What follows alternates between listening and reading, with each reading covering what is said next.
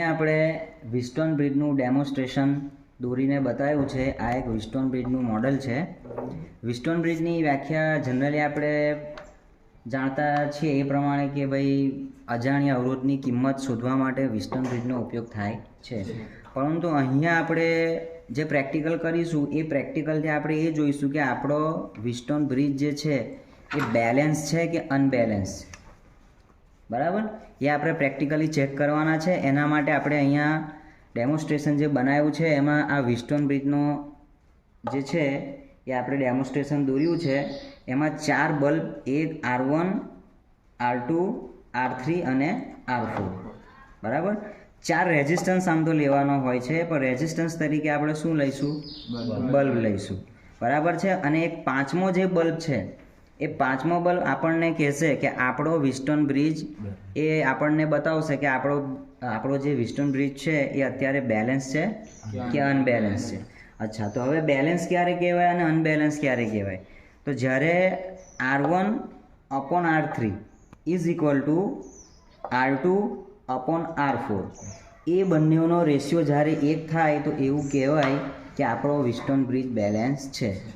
વિસ્ટોન bridge balance હશે તો શું થશે? કઈ કન્ડિશનમાં બેલેન્સ કહેવાશે? કે આપણે માનો કે આપણે R1, R2, R3 અને R4માં બલ્બ જોડ્યા છે. બરાબર, અને માની લો કે દરેકનો રેશિયો સરખો છે. રેશિયો સરખો હશે તો શું થશે? વિસ્ટોન બ્રિજના જે આ 2 પોઈન્ટ છે, એક પોઈન્ટ આ અને એક પોઈન્ટ આ, એ પોઈન્ટ પર પોટેન્શિયલ ડિફરન્સ જે છે એ 0 થશે. ક્યારે? જ્યારે આપણો રેશિયો સરખો હશે ત્યારે. તો પોટેન્શિયલ ડિફરન્સ જ્યારે અહીંયા આ પોઈન્ટ પર 0 થશે તો આ રૂટ પર આપણો કરંટ પાસ થાય નહીં. કરંટ પાસ થાય નહીં એટલે આપણો આ બલ્બ જે છે એ ગ્લો થાય નહીં. તો એ કન્ડિશન એ બતાવશે કે અત્યારે આપણો બ્રિજ કેવો છે? બેલેન્સ.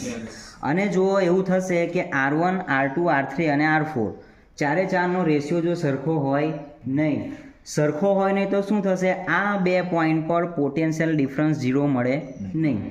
પોટેન્શિયલ ડિફરન્સ 0 મળે નહીં એટલે આ રૂટ પર આપણો કરંટ વહેશે એટલે આ બલ્બ આપણો ચાલુ થશે. બરાબર, અત્યારે આપણે R1, R2, R3 અને R4 એ ચારે ચાર બલ્બ આપણે કેટલા વોટના લીધા છે? 100 વોટના. બરાબર, અને વચ્ચેનો જે બલ્બ છે કે જે આપણને બતાવશે બેલેન્સ છે કે અનબેલેન્સ છે, એ બલ્બ જે આપણે લીધેલો છે એ કેટલા વોટનો છે? 60 વોટ. અને આપણે પેલો જે પ્રેક્ટિકલ કરેલો, બરાબર છે, અજાણ્યા અવરોધની કિંમત એક ચોથો અવરોધ લીધો, તેમાં વચ્ચે શું હતું? ગેલ્વેનોમીટર. શું હતું? ગેલ્વેનોમીટર. એ ગેલ્વેનોમીટરની કન્ડિશન 0 થાય ત્યારે સમજવું કે આપણો બ્રિજ કેવો છે? બેલેન્સ. અહીંયા આપણે શું લીધા છે? ચારે ચાર બલ્બ લીધા છે. ચાલો, તો હવે આપણે 100 વોટના ચારે ચાર બલ્બ જોડેલા છે, વચ્ચે આપણો 60 વોટનો બલ્બ છે. આપણે ચેક કરીએ કે આપણો બ્રિજ બેલેન્સ છે કે નથી. હું અહીંયાથી સપ્લાય ચાલુ ઓન કરું છું. ઓકે, જુઓ ચારે ચાર બલ્બ આપણા ગ્લો થયા છે. બરાબર, અને વચ્ચેનો જે બલ્બ છે એ અત્યારે કેવો છે? ગ્લો થયો નથી. તો આ કન્ડિશન આપણી કઈ કહેવાશે? કે આપણો બ્રિજ કેવો છે? બેલેન્સ. બીજી એક વસ્તુ યાદ રાખો કે આ વિસ્ટોન બ્રિજની અંદર R1 અને R2 એ બંને એકબીજાની સામા છે? સિરીઝમાં. R3 અને R4 એ એકબીજાની સામા છે? સિરીઝમાં. પણ સિરીઝનું આ કોમ્બિનેશન અને સિરીઝનું આ કોમ્બિનેશન એ એકબીજાના સામા છે? પેરેલલમાં. સામા છે? પેરેલલમાં છે. બરાબર, તો એ બે સિરીઝનું combination is called Wheatstone bridge. Okay, તો આ કન્ડિશન જોઈ લો. કઈ કન્ડિશન કહેવાશે? અને બેલેન્સ. બ્રિજ અત્યારે કેવો છે? બેલેન્સ. ચાલો, હવે આપણે શું કરીશું? એક બલ્બને આપણે કાઢી નાખીશું. બરાબર, અને બ્રિજને આપણે શું કરીએ? અનબેલેન્સ કરીએ. ચાલો, અહીંયાથી બલ્બ કાઢો.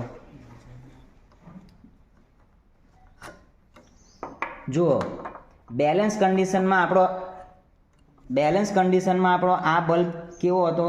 ગ્લો થતો ન હતો. બરાબર, અત્યારે જો R1, R2, R4 અને R3 આપણો કેવો છે? ખાલી છે. તો કન્ડિશન કેવી થઈ? આપણો રેશિયો કેવો થયો? અનબેલેન્સ થયો. તો અનબેલેન્સ થયો એટલે અહીંયા પોટેન્શિયલ ડિફરન્સ 0 મળે નહીં. એના લીધે આમાંથી આ રૂટ પર પણ શું પાસ થશે? કરંટ. એ કરંટ પાસ થશે, એના કારણે આ બલ્બ સળગશે, ગ્લો થશે. દેખાય છે બધાને? દેખાય છે ને? ઓકે, હવે આપણે શું કરીએ? આ બલ્બ પણ કાઢી નાખીએ. ચાલો કાઢો, એ લઈ લો. જો હવે 3 બલ્બ કેવા સળઈ ગયા? ડીમ. તો આ 3 બલ્બની કન્ડિશન હવે કઈ થઈ? આ 3 તમારા બલ્બ સિરીઝમાં થઈ ગયા. કેવા થઈ ગયા? સિરીઝમાં. અને આપણો બ્રિજ કેવો કહેવાશે?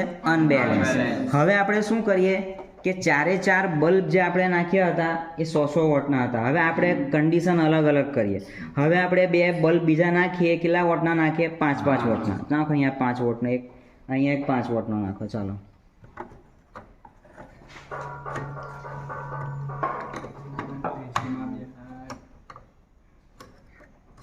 ઓકે. જો 100 વોટનો બલ્બ, 5 વોટનો, 100 વોટનો અને 5 વોટનો. તો અહીંયા R1 અને R3 એનો રેશિયો સરખો નથી. R2 અને R4 એનો રેશિયો સરખો નથી. માટે આપણો બ્રિજ કેવો રહેશે? અનબેલેન્સ. બરાબર, અનબેલેન્સ રહેશે. એટલે આ આપણને બતાવશે કે આપણો બ્રિજ અત્યારે કેવો છે?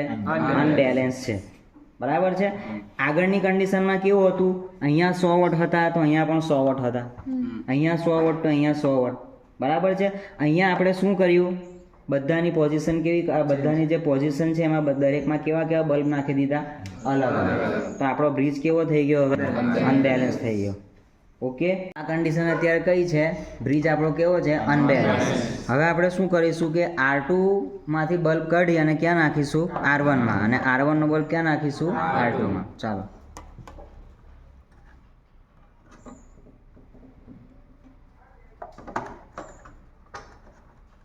ચાલો હવે જો બ્રિજ કેવો બતાવે છે? કેમ બેલેન્સ બતાવે છે? કે અહીંયા R1 અને R3 એનો રેશિયો અને R2 અને R4 એનો રેશિયો કેવો થઈ ગયો છે? સરખો. જો આ બલ્બ અત્યારે સળગતો નથી. ખ્યાલ આવી ગયો બધાને? તો શું કન્ક્લુઝન? શું કઈ રીતે ખબર પડે બ્રિજ આપણો બેલેન્સ છે કે અનબેલેન્સ છે? જ્યારે R1/R3 is equal to R2/R4 એનો રેશિયો જ્યારે સરખો થશે ત્યારે પોટેન્શિયલ ડિફરન્સ આ 2 પોઈન્ટ પર કેવો મળશે? 0 મળતા શું થશે? આમાંથી કરંટનો ફ્લો થાય નહીં. તો એ કન્ડિશન કેવી કહેવાશે? આપણી બેલેન્સ બ્રિજ. જ્યારે R1, R3, R2, R4 એનો રેશિયો જ્યારે અલગ અલગ થશે ત્યારે શું થશે? આ બંને પોઈન્ટ પર પોટેન્શિયલ ડિફરન્સ આપણને મળશે. અને પોટેન્શિયલ ડિફરન્સ મળતા કરંટનો ફ્લો થશે અને આ બલ્બ આપણો ગ્લો થશે. અને એ બતાવશે કે અત્યારે આપણો બ્રિજ કેવો છે? અનબેલેન્સ. Okay, thank you.